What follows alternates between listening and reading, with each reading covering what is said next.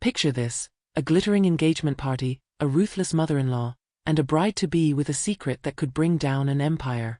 But here's the twist: she's not just any bride, she's the one holding all the cards. Welcome to the Harrington Gambit, where love is a battlefield, and the stakes are higher than you can imagine. Hey there, story lovers. Welcome back to Whisper's Story, where we dig into tales so juicy they'd make your group chat light up like a Christmas tree. I'm your host Sarah, and today we're plunging into the Harrington Gambit, a roller coaster of romance, financial intrigue, and a mother-in-law who'd give reality TV villains a run for their money. This isn't some sleepy love story, it's a battle of wits, hearts, and secrets that'll have you yelling plot twist at your dog. So settle in. We've got ambition, betrayal, and a heroine who's rewriting the rules. Let's get started.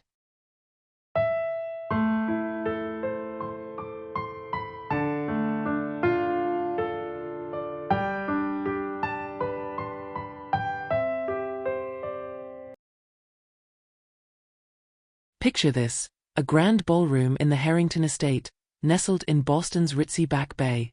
Crystal chandeliers glitter like they're auditioning for a Gatsby reboot, casting a warm glow over a sea of tuxedos and gowns. The air's thick with the scent of champagne, tuberose perfume, and the kind of tension that hums beneath polite smiles. This is the engagement party for Blake Harrington, golden boy heir to a financial empire, and Eliza Bennett, our star, who's about to shake this gilded world to its core. Eliza steps into the room, her emerald gown catching the light like a jewel thief's prize. Her heart's hammering beneath the silk, but you'd never know it from her cool exterior. She's not nervous about the party, she's been to enough of these high society shindigs to navigate them blindfolded, but about the secret she's carrying. See, Eliza's not just here to play fiancé, she's here to win a war no one else knows is raging. As she weaves through the crowd, she catches fragments of chatter, stock prices spiking, someone's third yacht purchase, and a juicy tidbit about a senator caught with a suspiciously young aide. She nods at acquaintances, her smile a perfect mask, but her eyes are sharp, scanning the room. There's the venture capitalist with a handshake that lingers too long, the heiress whose laugh could shatter glass, and then, bam, Victoria Harrington, Blake's mother, gliding toward her like a predator in pearls. Victoria's smile is all teeth, her voice honeyed with disdain as she muses aloud whether the Bennett name even blips on her high society radar. It's a calculated dig, but Eliza's ready. She's not some starry-eyed outsider, she's a force, and she's got more spine than Victoria's couture gown suggests. I'm not here to borrow your legacy, Mrs. Harrington, Eliza replies, her tone smooth as velvet. I'm here to build my own. The ballroom practically crackles as their gazes lock. Later, Victoria corners Eliza on the terrace, the city lights twinkling like a galaxy below. The matriarch's voice drops low, venomous, "You'll never belong here. The Harrington name isn't a ladder for climbers like you." Eliza's jaw tightens, but she doesn't buckle. "I don't climb," she says, her eyes steady. "I rise. And I'm tougher than you think." Here's the bombshell Victoria doesn't see coming: Eliza's already won round one. Through a web of shell companies and quiet financial maneuvers, she's snagged control of the mortgage on the Harrington estate. It's a secret tucked tight in her back pocket, like a viral TikTok waiting to drop. The party hums on, guests oblivious, but Eliza's playing 4D chess while they're all stuck on checkers. She retreats to a quiet corner, the clink of glasses fading as she sips her champagne. Her mind drifts, not to triumph but to the stakes. She's in love with Blake, but this move could torch everything. Still, she's not backing down. Not now, not ever. So, tell me, have you ever had to prove someone wrong when they sized you up and missed the mark? What sparked that fire, and how'd you show 'em? Drop your stories in the comments. I'm dying to hear.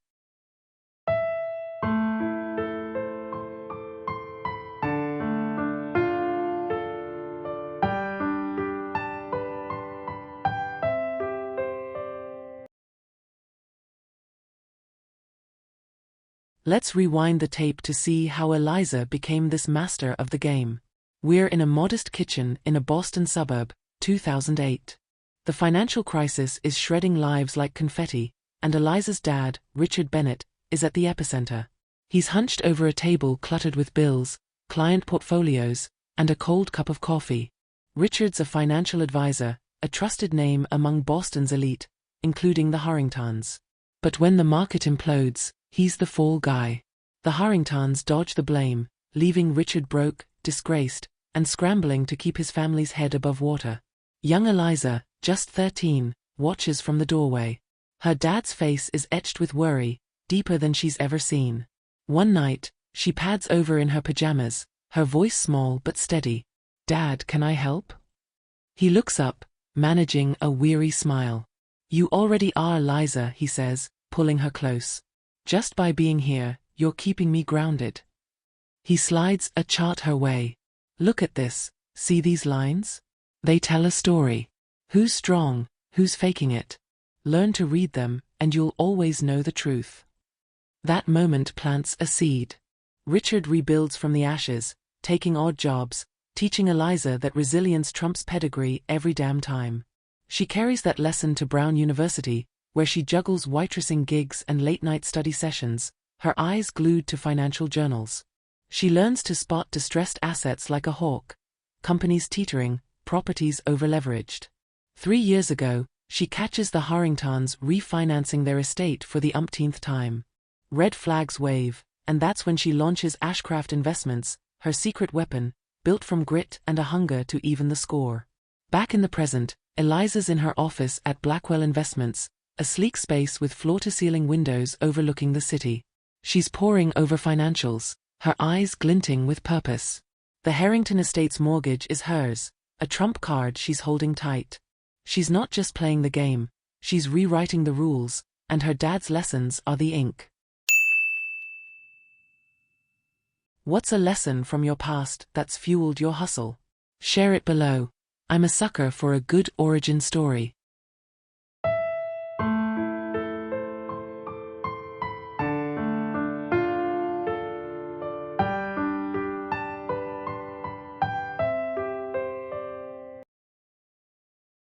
It's the morning after that charged engagement party, and Eliza's in her element. Her office at Blackwell Investments is all glass and steel, the Boston skyline sprawling beneath her like a chessboard. Her deputy, Diane, a whip-smart woman with a dry wit and a knack for sniffing out trouble, slides in with a stack of papers and a furrowed brow. "Harrington's missed another payment," she says, tapping the file. 5 days late, third time this quarter. "We could foreclose tomorrow if you say the word." Eliza's pulse spikes, but her face stays cool as ice. She could pull the trigger, watch the Harrington empire crumble, and call it a day. But here's the rub, she loves Blake, and this isn't about revenge, it's about leverage. She tells Diane to hold off, keep the pressure simmering, and track every move the Harringtons make. Every payment, every desperate deal. It's a slow burn, and Eliza's got the match. Meanwhile, across town, Edward Harrington, Blake's father, is pacing his study, a cavernous room lined with books he's never read. He's barking into a phone, trying to patch a sinking ship with duct tape and denial. The estate's empty wings stretch behind him, a silent testament to a legacy fraying at the seams. He doesn't know Eliza's watching, doesn't know she's already inside his castle walls. Eliza leans back in her chair, staring out at the skyline. Her mind's a whirlwind of moves and countermoves. She's balancing on a tightrope, love on one side, power on the other, and one slip could send her crashing. But she's always been good at dancing on the edge. Her fingers drum the desk, a quiet rhythm of resolve. This is her game now, and she's playing it her way.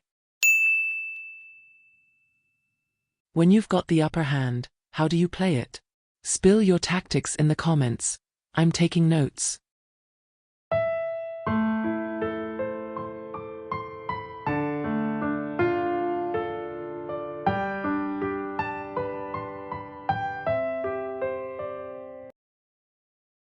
A few days later, Eliza's at Le Marin, a swanky spot where Boston's elite go to flex their status. The place smells of truffle oil and old money, the kind of joint where the bread costs more than your grocery bill. She's meeting Edward Harrington, who slides into the booth with a grin that's all charm and no soul. His suit's pristine, but there's a flicker of desperation in his eyes, like a man who knows the tide's turning. Edward leans in, pitching a prenup like it's a gift wrapped in gold. "Just a formality," he says, swirling his wine. Keeps the family calm, proves you're not here for the cash. Eliza sees through him like glass.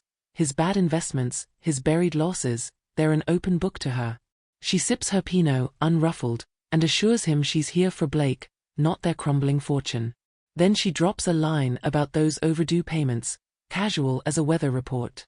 Edward's smile twitches, his eyes narrowing as he clocks she's not the naive newbie he pegged her for. He tries to rally, tossing out a veiled threat about knowing her place, but Eliza's already flipped the script. She leans forward, voice low. "I know my place, Mr. Harrington. Do you?" It's a mic drop moment, subtle but sharp, and Edward's left grasping for control he doesn't have. The waiter swings by with the check, and Eliza slides it his way with a smile. "Your treat," she says, and walks out, the city buzzing around her. She steps onto the sidewalk, the sun glinting off the Charles River in the distance. Triumph hums in her veins, but there's a thread of unease. She knows Edward's not done swinging, and he's got claws.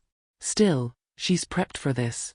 Back at her apartment that night, she's hunched over her laptop, digging into Edward's financials, mapping his weak spots. She's meticulous, relentless, and one step ahead. Game on. Ever been underestimated and turned it around? How'd you flip the script? Tell me below, I'm here for it.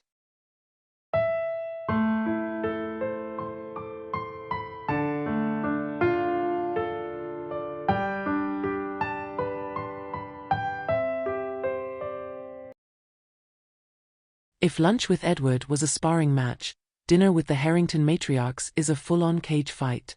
Victoria's rallied a posse of Boston's grande dames, Henrietta, Eleanor, and a couple others who've ruled society since the Kennedys were in diapers. The dining room's a shrine to old money, mahogany table gleaming, crystal goblets catching the candlelight, and portraits of stern-faced ancestors glaring down like they're judging your net worth. The matriarchs don't waste a second. Henrietta, her pearl choker tight as her smile, fires the first shot, questioning Eliza's lineage like it's a crime scene. "Bennett. I don't recall that name in the social register," she drawls, fork poised mid-air. Eleanor, Blake's grandmother, with eyes like a hawk, piles on, bringing up Richard's downfall in '08 with a tone that's all fake pity. "Such a shame about your father," she says, sipping her sherry. "Must have been hard, losing everything like that." They're circling, testing her for cracks, but Eliza's a fortress. She brushes off Henrietta with a laugh, saying grit beats lineage any day, and turns Eleanor's jab into a flex. "It was hard," she admits, her voice steady. "But it taught me a legacy's only as good as its backbone. Survival's the real pedigree." The table goes still, even Victoria's icy mask slips for a heartbeat. Then, out of nowhere, Eleanor leans in, her gaze piercing. "You've got fire, girl," she says, almost approvingly. "But fire can burn the hand that holds it. Be careful." It's a curveball, warning or test. And Eliza nods, her mind racing. The matriarchs ease back, but the air's still charged as dessert arrives, some fussy creme brulee no one touches. Eliza leaves the dinner with Eleanor's words looping in her head. The game's shifting, and she's not sure who's moving the pieces. Worst family dinner you've survived? Share your war stories below. I need the tea.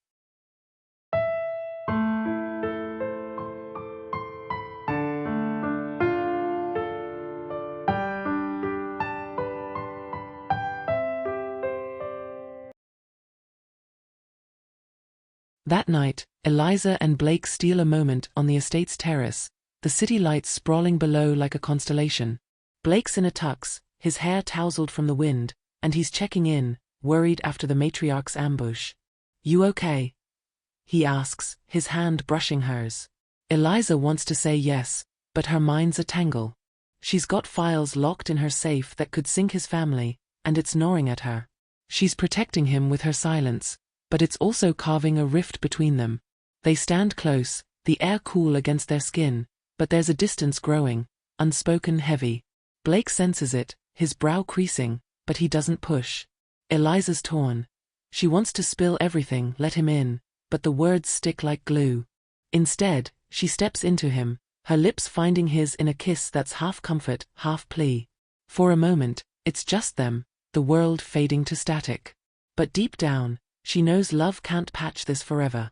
Earlier that day, she'd sat in her office, staring at those damning documents, payment records, loan defaults, all pointing to the Harringtons' collapse. Her heart says shield Blake, her head says protect herself. She'd paced, coffee going cold, wrestling with the math of it all. Now, on the terrace, his warmth against her, the conflicts louder than ever. She pulls back, meeting his eyes, and sees the question there. "I'm fine," she lies, forcing a smile. But the clock's ticking, and she's running out of time to choose. Secrets in love, fair game or foul play? When do you spill? Weigh in below, I'm torn too.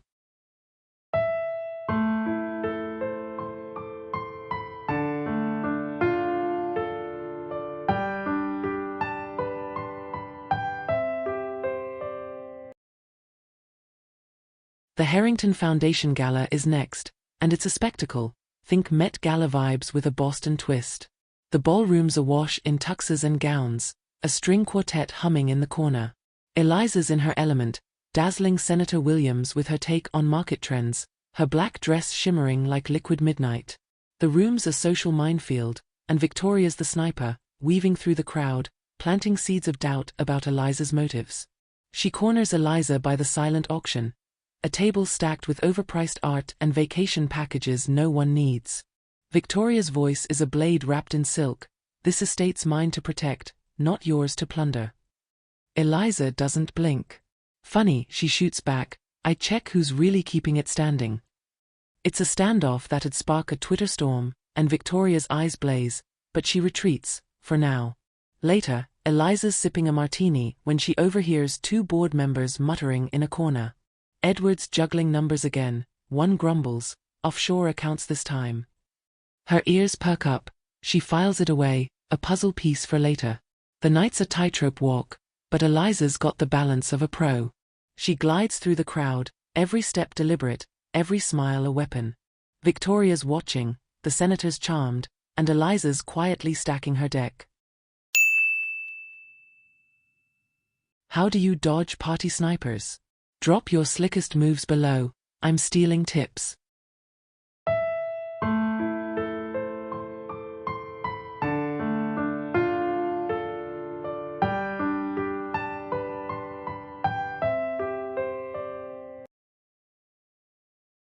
Next morning, Eliza's thrown a wild card, an invite to the Boston Athenaeum from Eleanor, the Harrington grandma who sees everything. The library's a hushed maze of leather-bound books and history, and Eleanor's waiting in a corner nook, tea steaming between them. She cuts to the chase. "I know you're onto the family's mess, Eliza. What's your next move?" Eliza's caught off guard, torn between her love for Blake, her own survival, and the faint chance she could save the Harringtons from themselves. Eleanor's not judging, she's probing.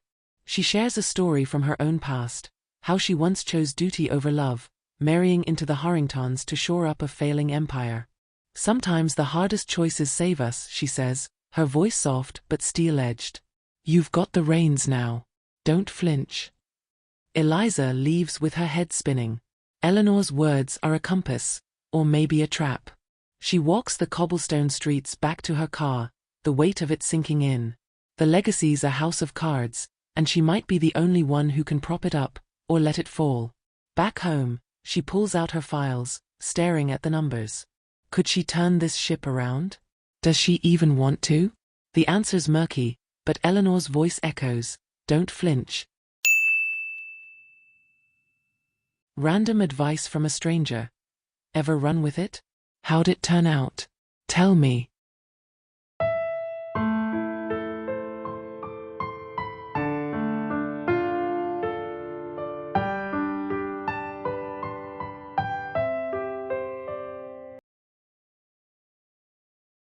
Days later, the Harrington estate's a pressure cooker. Edward's secretly refinancing through a shady outfit, keeping it from Victoria and the board. The family's prepping to fight Ashcraft Investments, clueless that Eliza's the mastermind behind it. She could drop the hammer now, but Blake's in her head, holding her back. She's digging deeper though. Enter Alex, a junior analyst at Harrington Financial who's been her inside man. He's nervous, twitchy, but loyal, slipping her intel over burner phones. In a dimly lit cafe, he hands her a USB drive. Edward's funneling cash through a shell company, he whispers, glancing over his shoulder. It's bad, Eliza. He's betting everything. Her pulse races. This is the kill shot she's been waiting for. But Alex is a loose thread. Stay calm, she tells him, sliding him a fresh burner. You're doing the right thing. She leaves, the city's hum swallowing her footsteps, but she can't shake the itch. Someone's watching. That night, she's up late, cross-referencing Alex's data with her own. The shell company's a house of mirrors, but she cracks it. Edward's siphoning funds to dodge creditors. It's reckless, and it's her ace. Watching someone you care about tank, step in or step back. What's your call?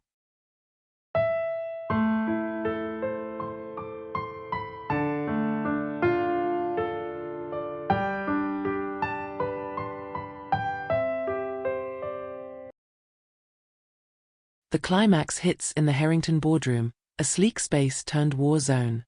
Edward's sweating as investors grill him, his excuses unraveling. Then Marcus Tate, a tech hotshot with a vendetta, drops the bomb. Edward's a fraud, cooked books, insider deals. He flips a laptop screen, flashing evidence.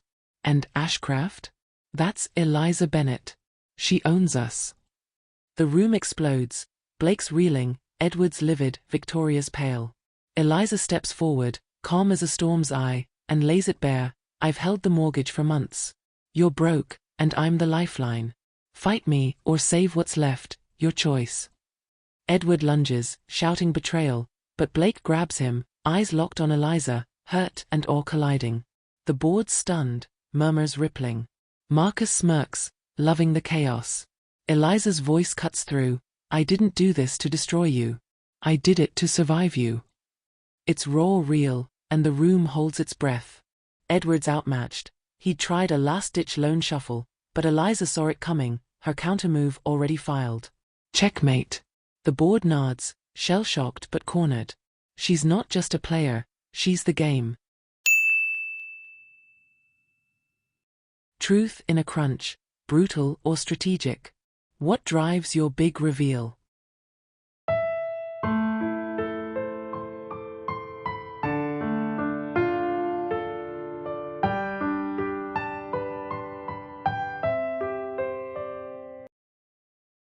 Post-showdown, Eliza and Victoria meet in a quiet cafe, the kind with chipped mugs and no pretension. Victoria's shaken, admitting she sensed Edward's flops but not the depth of his rot. Eliza offers a lifeline. Team up, and we can rebuild this. You and me. It's a fragile truce. Victoria's been a lone wolf behind her walls, and Eliza's the ally she never expected. Over coffee, they trade war stories. Victoria's early days navigating a ruthless family as a young bride, Eliza's climb from nothing. There's a spark of respect, maybe even camaraderie. Victoria cracks a rare smile, saying, "You're a pain in my ass, but you're good." Eliza laughs, and it's a start. Betrayal's a hell of a glue, and they're stuck with each other now. That night, Eliza's back at her apartment, staring at the city. She's won, but the victory's hollow without Blake. Still, Victoria's in her corner, a twist she didn't see coming. The future's uncertain, but she's not alone anymore. Unlikely allies. Got one? How'd that spark ignite?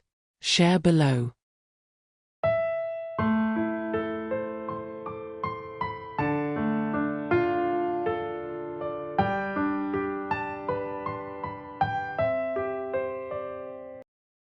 With Eliza steering, Victoria and Blake confront Edward. The proof's airtight, forged documents, secret slush funds, and the board boots him out. He's left to stew in his wreckage, divorced by Victoria, who's done playing martyr. But the win's bittersweet. Blake's been quietly bankrolling an art project, a lifeline to a new start. He loves Eliza, but their paths diverge.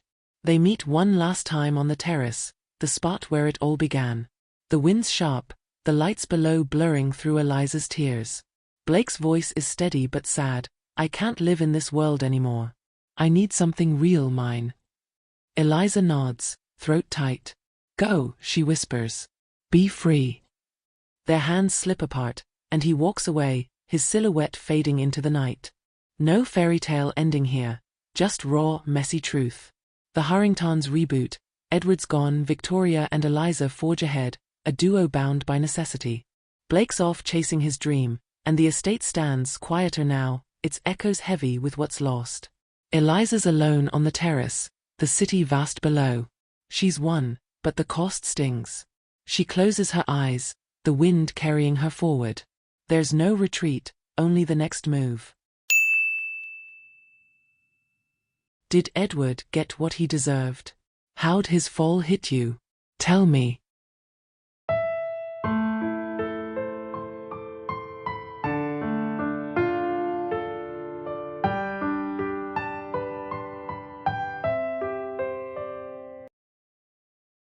The Harringtons regroup.